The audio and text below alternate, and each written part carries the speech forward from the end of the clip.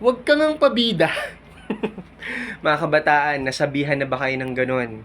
Merong isang bagay that you are so passionate about na alam mo na tamang gawin at mga bagay na gusto ng Panginoon na gawin mo.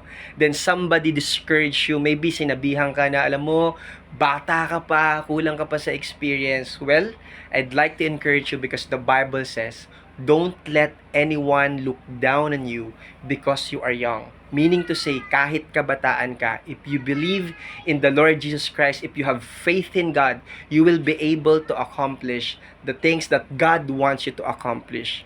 Pero pag tinuloy mo yung verse, sabi doon, don't let anyone look down on you because you are young, but set an example to the believers in speech, in faith, in conduct, and in purity. Because God wants us to be passionate, God wants us to be courageous, but at the same time, nakikita sa example natin, sa pumumuhay natin, yung mga bagay na gusto ng Panginoon, or we are living as a godly example to the people around us. Kung ganun tayo, kung passionate tayo, nakikita sa pamumuhay natin, we're living a holy life, as young people, we will be able to inspire the people around us. So kaya mo yan, gawin mo yan, galingan mo talaga.